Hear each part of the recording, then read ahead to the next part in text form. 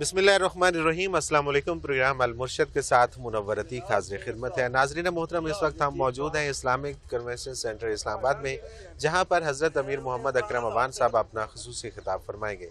नाज़रीन मोहतरम, हमारा ये प्रोग्राम वैसे तो रूटीन के मुताबिक कुछ इस तरह का होता है कि इसमें आपके सवालात होते हैं और वो सवालात हम हज़रत साहब के सामने रखते हैं और हज़रत साहब से उनके जवाबात लेते हैं। लेकिन आज का ये ख़ुसूसी प्रोग्राम और इस ख़ुसूसी प्रोग्राम के हवाले से हम यहाँ इस्लामाबाद में हैं और हमारी कोशिश होती है कि हज़रत साहब जब भी आवाम से मुखातिब हों तो उनका खिताब बराह रास्त आप तक भी पहुँचाया जाए।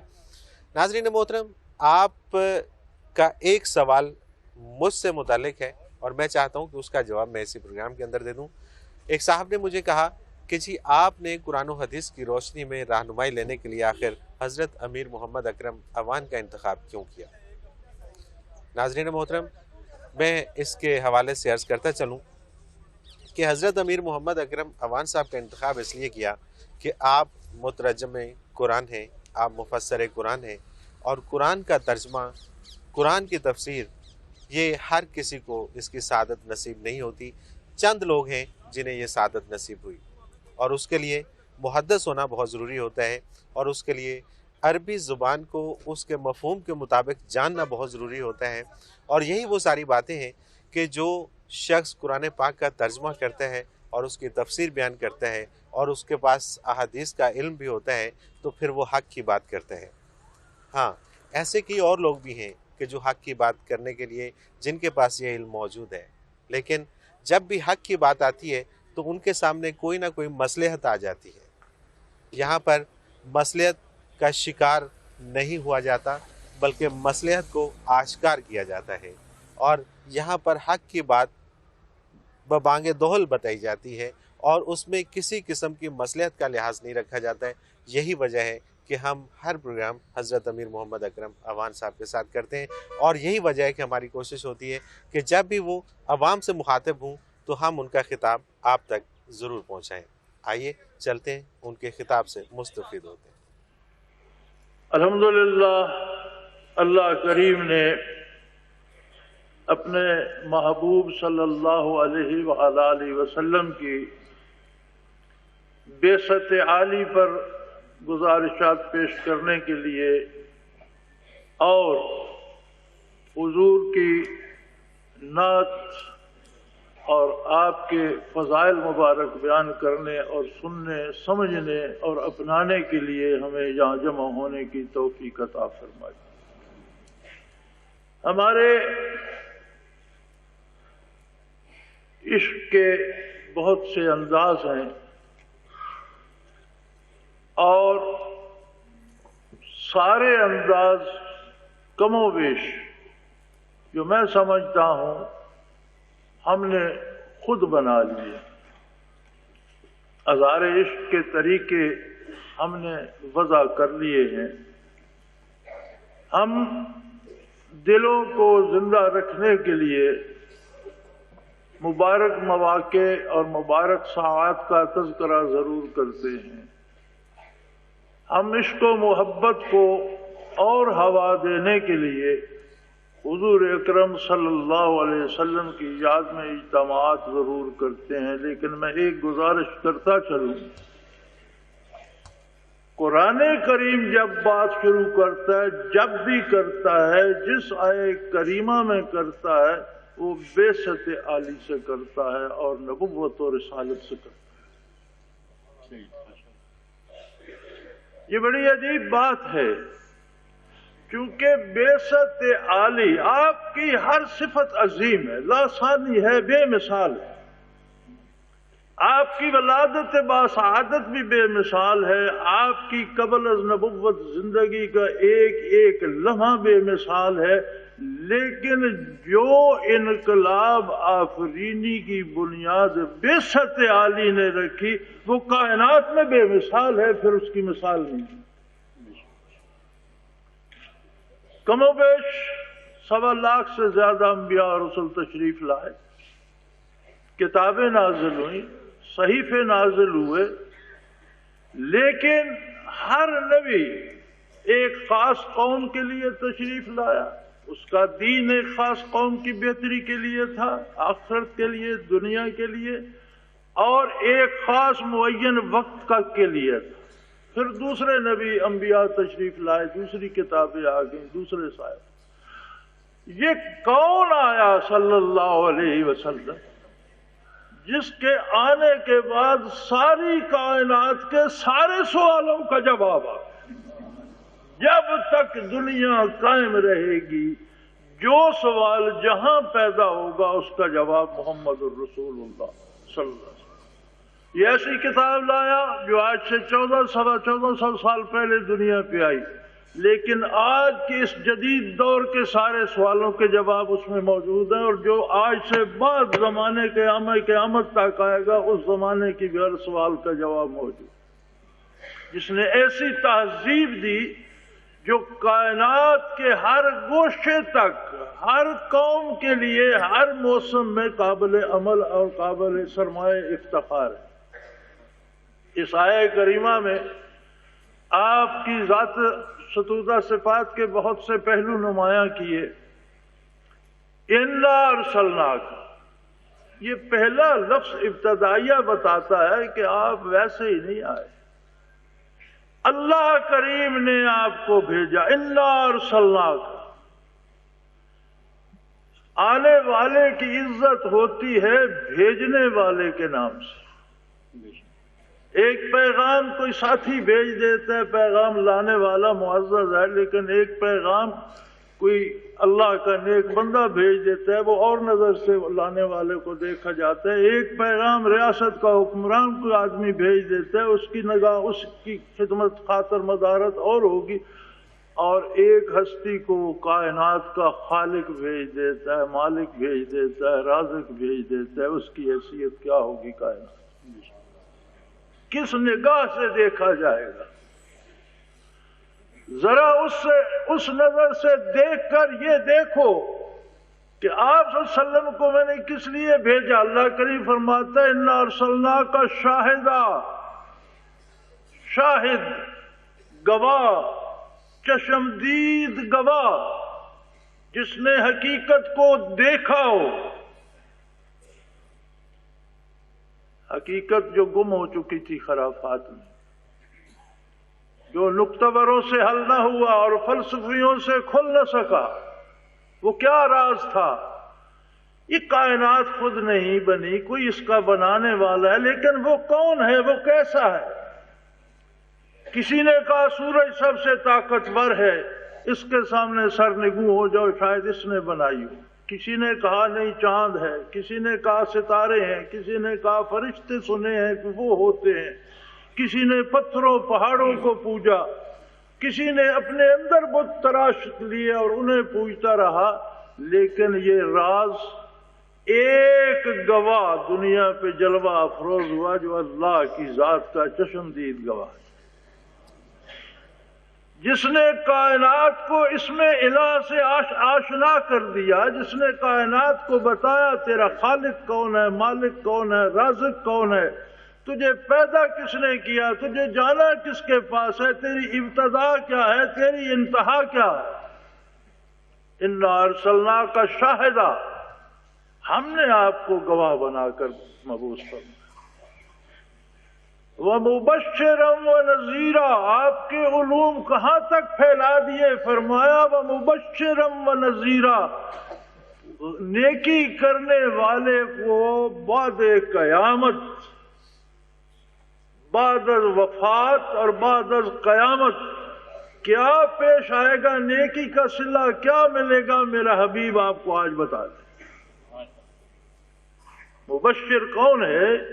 ان باتوں کی بشارت دے رہا ہے جو کائنات میں سوائے اللہ اللہ کے رسول کے کوئی نہیں جانتا کہ یہ کام جو میں کر رہا ہوں اس کا انعام کیا ملے گا۔ فرمایا آپ بشارت دینے والے ہیں، وَنَذِيرًا، جو غلط کر رہا ہے، جو دھوکہ کھا رہا ہے، اسے بھی آپ بتا دیجئے کہ یہ جو تم کر رہے ہو اس عقیدے اور اس عمل کا انجام یہ ہو۔ اب یہ اس پر ہے اختیار کرتا ہے یا نہیں۔ فرمایا داعین الی اللہ، کیا آپ خود ہی اللہ کریم کے گواہ ہیں؟ نہیں، فرمایا میں تم سب کو اللہ سے آشنا کرنے والا۔ آؤ میرے ساتھ آؤ، میرے برابر کھڑے ہو جاؤ، میں بھی اللہ سے اپنی گزارشات پیش کرتا ہوں، تم بھی اپنی گزارشات بارگاہ الہی میں پیش کرو، میں بھی اللہ کے سامنے رکوع کرتا ہوں، تم بھی رب العالمین کے سامنے رکوع کرو، میں بھی اللہ کو سجود کرتا ہوں، تم بھی اللہ کو سجود کرو، کر دیا ہم سخ ان بندوں کو خدا سے تو داعین اللہ، اللہ کی طرف دعوت دینے والے، وہ سراج منیرا، اور روشنیاں بانٹنے والا چراغ، روشن رہنے والا چراغ نہیں فرمایا رب العالمین نے کہ خود روشن رہے، نہیں، روشنیاں بانٹنے والا چراغ۔ وہ روشنیاں کون تھیں جو چراغ نبوت سے بانٹی گئی؟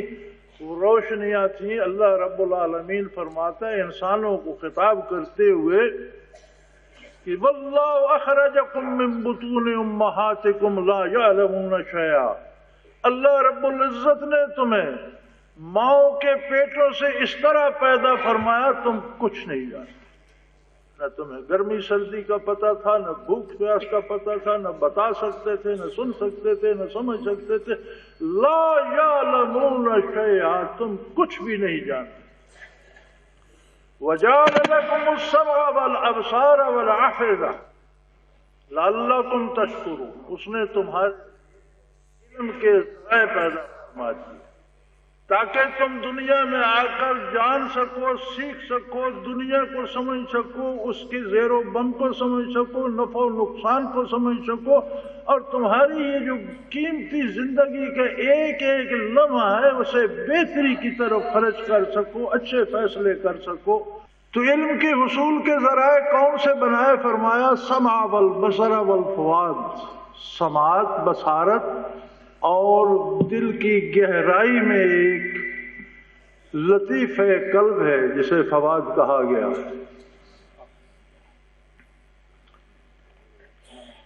سمع و بصارت کیا دیتے ہیں؟ سمع و بصارت وہ علوم دیتے ہیں جن سے ہم دنیا کی ضرورتوں کو سمجھتے ہیں، متعین کرتے ہیں، اور ان کے پورا کرنے کے ذرائع سمجھتے ہیں، اور پھر ایک طریقے عمل اپناتے ہیں اور اس کے ذریعے ان کو مکمل، ان کی تکمیل کرتے ہیں، ان کو پورا کرتے ہیں۔ لیکن ہم ایسی مخلوق نہیں ہے جو پیدا ہو اور فنا ہو جائے گی، جو محض دنیا میں رہے گی، کھائے پیے گی، اولاد پیدا کرے گی، مر جائے گی، قصہ ختم ہو جائے گا۔ نہیں، انسان اللہ کی بہترین مخلوق ہے، اور یہ عجیب جوڑ ہے کہ اس کا وجود مادی ہے، اور کل الروح من امر ربی، اس کی روح امر ربی سے متعلق ہے۔ امر ربی وہ عالم ہے، عالم امر وہ عالم ہے جو عالم خلق سے بالا تر ہے۔ عالم خلق سارا فانی ہے، لیکن امر اللہ کریم کی صفت ہے، اور عالم امر باقی رہنے والا ہے، وہ اللہ کی صفت کا پرتو ہے، اللہ کے جلال کا پرتو ہے، وہ فانی نہیں ہے، خلق فانی ہے۔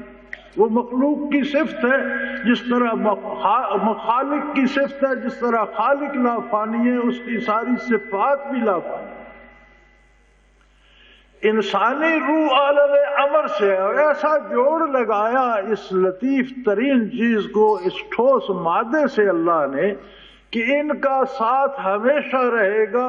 اگر روح کو فنا نہیں ہے تو پھر وجود انسانی کو بھی فنا نہیں ہوگی، عارضی طور پر قبر میں جائے گا، برزخ میں رہے گا، حشر کو پھر تر و تازہ اٹھے گا، اور پھر ہمیشہ رہے گا، اسے جہاں بھی رہنا پڑے، اللہ اسے جنت دے دے، اس کی مہربانی، اپنے گناہوں میں گرفتار ہو جائے تو اللہ کی مرضی، لیکن رہے گا ہمیشہ جہاں بھی رہے گا۔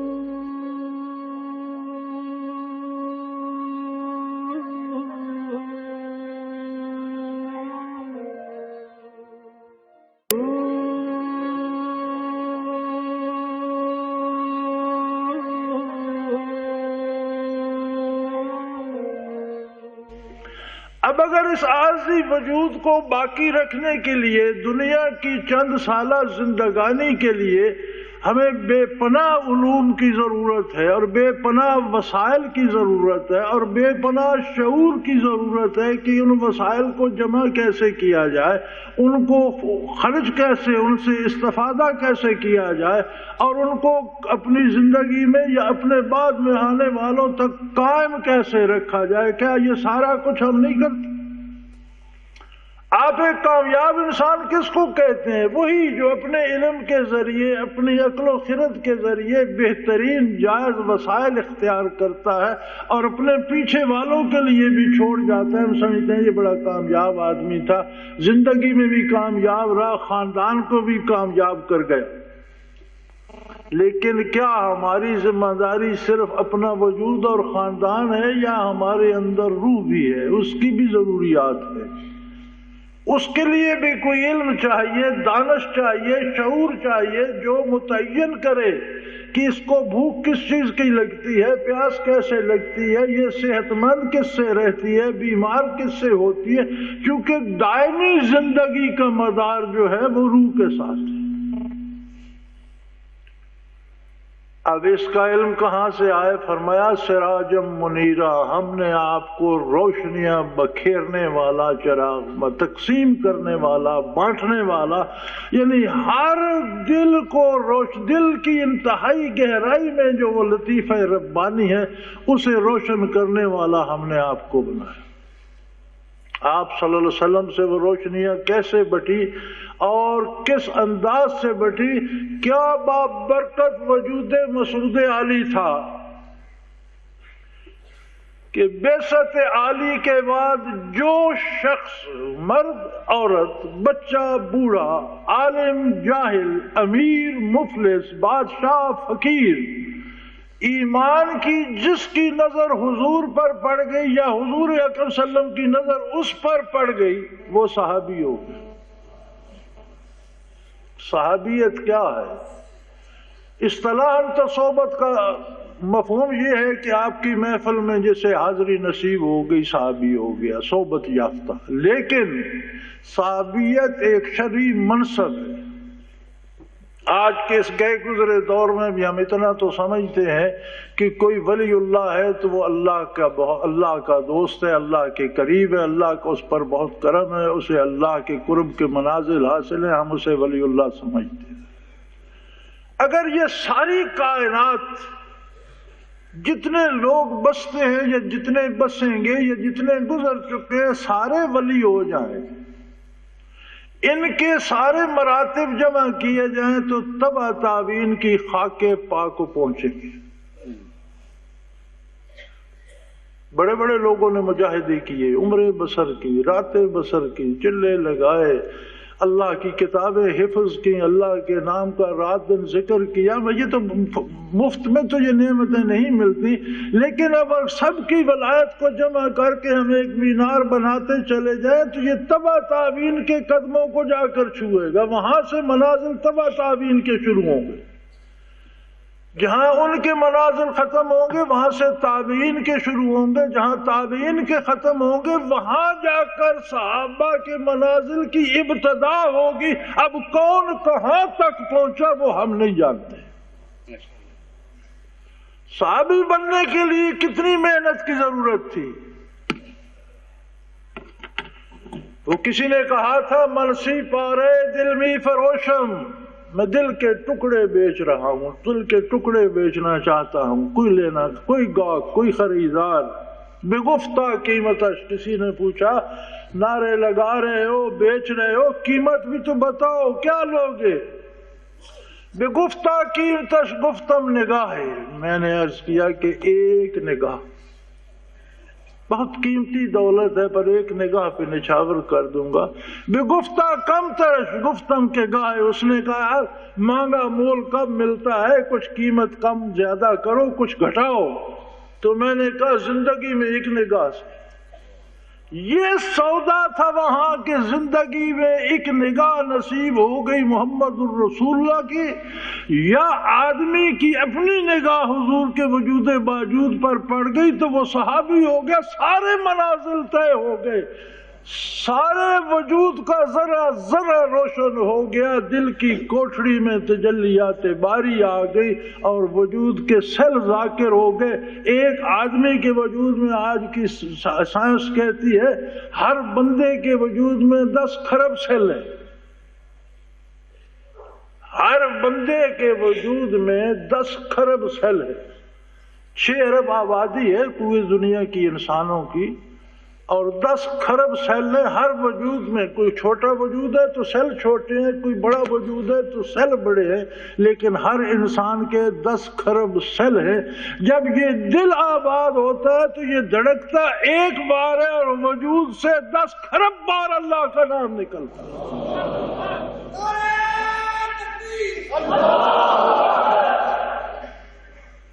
ہے۔ اس بدن کو جسے جہاں سے کھولو خون نکلتا ہے، وجود ناپاک، کپڑے ناپاک کر دیتا ہے، وضو فاسد کر دیتا ہے۔ اس وجود کو جس میں پتہ نہیں کیا کیا غلاظتیں لپٹی پڑی ہیں، لیکن رخ مصطفیٰ نے اسے وہ تاب دی کہ جب اس کا ہر سیل ذاکر ہوتا ہے تو سانس ایک دفعہ آتی ہے اور ذکر الہی 10 کھرب بار ایک وجود سے ہوتا ہے۔ سراجم منیرہ، یہ کس کی روشنیاں ہیں؟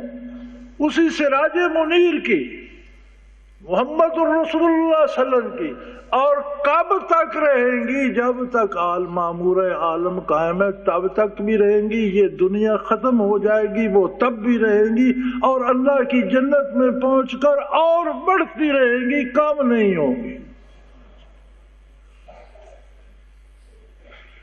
ہم ساری عمر سودے کرتے رہتے ہیں، ہم ساری عمر راستے دیکھتے رہتے ہیں، ہم ساری عمر ہیلے کرتے رہتے ہیں، مختلف وسائل، مختلف ذرائع، مختلف طریقے اختیار کرتے ہیں صرف وجود کو پالنے کے لیے۔ کبھی تو یہ بھی کوئی تلاش کرے، کبھی تو ہمیں یہ فکر بھی دامنگیر ہو، کبھی تو ہم اس شمع منیر کی روشنیاں بھی تو حاصل کریں۔ کبھی یہ بتانے سے نہیں آتی، بتانے سے ان چیزوں کی سمجھ نہیں آتی، چونکہ یہ کیفیات ہیں، یہ جب وارد ہوتی ہیں تو ان کی لذت کا پتہ چلتا ہے۔ لذت میں نشناسی بخدا تان چشی، اس کی لذت تب تک سمجھ نہیں آتی جب تک خود پی نہ جائے، جب تک یہ تعلق محمد الرسول اللہ سے قائم نہ ہو جائے، جب یہ دل کا رشتہ آپ صلی اللہ علیہ وسلم سے قائم نہ ہو جائے، جب یہ خود روشن نہ ہو جائے۔ جب یہ روشن ہوتا ہے پھر عجیب بات ہے کہ یہ سمع و بصارت جو ساری زندگی ہمیں صرف دنیا کے حقائق بتاتے رہتے ہیں، حصول دنیا کے طریقے بتاتے رہتے ہیں، جب دل کی روشنی ان کے ساتھ آتی ہے، جب فواد میں برکات نبوی آتے ہیں تو ان کے انداز بھی بدل جاتے ہیں۔ پھر یہ کہتے ہیں یار یہ جو طریقہ تو اپنا رہا ہے اس سے پیسے تو آئیں گے، اللہ ناراض ہو جائے گا۔ یہی سمع و بصارت کہتے ہیں کہ اس طرف نظر نہ اٹھا، یہ جائز نہیں ہے۔ دماغ کو کہتے ہیں یہ نہ سوچ، یہ حلال نہیں ہے۔ ہاتھ پاؤں کو کہتے ہیں یہ کام نہ کر، یہ جائز نہیں ہے، اس میں اللہ کریم ناراض ہو جائے گا۔ یہ تب ہوتا ہے، یہ پھر اس کے تابع ہو جاتے ہیں، تب ہوتے ہیں جب معرفت الہی سے سینہ منفر ہوتا ہے، اور یہ کروڑوں مخلوق، اربوں مخلوق بعثت عالی سے لے کر آج تک جو گزر چکی اور آج سے قیامت تک جو گزرے گی، ان سب کے دلوں کو پوری طرح منور کرنے کی طاقت اور مرکز کہاں ہے؟ محمد الرسول اللہ صلی اللہ علیہ وسلم۔ یہ آپ کی بعثت عالی کی برکات میں سے ایک برکت ہے۔ آپ کون کون سا پہلو تلاش کریں گے، کون کون سی سمتیں دیکھیں گے؟ شیخ سعدی نے کہا تھا نہ حسن شغایت دارد نہ سادی را سخن پایا، نہ حسن شغایت دارد نہ سادی را سخن پایا، بمیرت تشنہ مستسقی و دریا ہم چنا باقی۔ شیخ سعدی نے کہا تھا کہ نہ ان کی حسن کی کوئی انتہا ہے اور نہ میرے پاس اتنے الفاظ ہیں کہ میں اسے سمیٹ سکوں۔ جیسے استسقاء کا مریض لبے دریا بھی پیاسا مر جاتا ہے، حالانکہ دریا ویسا ہی بھرا ہوا بہ رہا ہو۔ دریا کی حد نہیں ہوتی اس کی پیاس کے مقابلے میں، لیکن وہ ایسا مریض ہے کہ وہ پیاسا مر جاتا ہے۔ تو آپ صلی اللہ علیہ وسلم کی ذات عالی کے کتنے پہلو کوئی دیکھے گا، ایک نشست میں ایک پہلو کا بھی حق ادا نہیں ہو سکتا۔ اللہ کریم نے کس قدر قوت، کتنی روشنی اور کتنی طاقت عطا فرمائی محمد الرسول اللہ صلی اللہ علیہ وسلم کو کہ بعثت عالی سے لے کر قیامت تک جہاں طلب پیدا ہو جائے، شرط یہ رکھی ہے، اللہ کریم نے یہ شرط رکھی ہے، یادی الیہ من ینیب، جس کے دل میں جب یہ جذبہ بیدار ہو جائے گا کہ مجھے اللہ کی محبت چاہیے، مجھے حضور کی طرف جانا ہے، فرمایا میں اس کے رسائی تک کے انتظامات کا ذمہ دار ہوں۔ یادی الیہ، اپنے تک پہنچا دیتا ہے جس کے دل میں خلوص دل سے انابت اور طلب پیدا ہو جائے۔ تو میرے بھائی، بہت کمائی دنیا ہم نے، بہت تماشے دیکھے، بہت تماشے کیے، یہ طلب بھی پیدا کر کے یہ تجربہ بھی کر لو کہ ایک فقیر نے یہ کہا تھا، ذرا میں بھی اس تلاش میں نکلتا ہوں، دیکھیں اللہ آپ کو پہنچاتا ہے کہ نہیں، دیکھیں برکات نبوت کا کمال کیا ہے، اور دیکھیں کہ بعثت عالی سے انسانیت کو کیا ملا، انسانوں کو انسان بنا گئے۔ ایسے بھی تو بہت لوگ ہیں جنہوں نے عہد عالی میں بھی انکار کر دیا تھا اور کفر پر مرے، اور قیامت تک کرتے چلے جائیں گے۔ آج بھی دنیا میں بے شمار لوگ ہیں جو اس کے منکر ہیں۔ ان کا معیار کیا ہے؟ اللہ کریم فرماتے ہیں جس نے میرے حبیب تک رسائی حاصل نہیں کی، اولئک کالانعام، تو جانور ہیں، چوپائے ہیں، انعام کی طرح ہیں، جانوروں کی طرح ہیں، گیدڑ ہیں، ریچھ ہیں، شیر ہیں، جانور ہیں، گائے بیل ہیں، اونٹ بھیڑے ہیں، یہ جانور ہیں۔ یا اللہ، ان کی شکلیں بھی انسانی ہیں، رہے بھی انسانوں، فرمایا انہوں نے کام جانوروں کا ہی کیا ہے کہ گھاس سبز تلاش کی، چر کے پیٹ بھر لیا، پتہ نہیں اپنی ہے پرائی ہے، بچے پیدا کیے، انہیں پال لیا، کھایا پیا، بچے پیدا کیے۔ اکبر الآبادی مرحوم نے فرمایا تھا کہ کیا کہیں احباب، کیا کارائے نمایاں کر گئے، بی اے کیا، نوکر ہوئے، پینشن ملی اور مر گئے۔ یعنی سادہ سی زندگی انہوں نے گزاری جو ایک چوپایا، ایک جانور بھی گزار لیتا ہے کہ کیا کہیں احباب، کیا کار نمایاں کر گئے، بی اے کیا، نوکر ہوئے، پینشن ملی اور مر گئے۔ تو انسان وہ تخلیق نہیں ہے اللہ کی جو جانور کی طرح زندگی بسر کر کے مر جائے۔ انسان اللہ کی وہ مخلوق ہے جسے ابد الآباد رہنا ہے، اور جس کی زندگی کا ایک ایک نفس تاریخ پر رقم کرتا جائے کہ یہاں سے کوئی انسان گزرا ہے۔ تو اللہ کریم اس ملک کی سیاست کو بھی شر سے پاک کرے۔ اللہ کریم ہم رہنے والے اس ملک کے باسیوں کے دلوں کو روشن کرے، اور اللہ کریم ہمیں در مصطفیٰ صلی اللہ علیہ وسلم سے وابستہ کرے۔ اللہ کریم آپ سب کا حامی و ناصر ہو۔ انشاءاللہ یہ ملک قائم رہے گا، اور انشاءاللہ العزیز اس پر حق، انصاف اور اسلام کی حکومت بھی قائم ہوگی۔ دیکھے گا کون یہ رب جانتا ہے، لیکن ایسا ہوگا انشاءاللہ۔ وآخر دعوانا ان الحمدللہ رب العالمین۔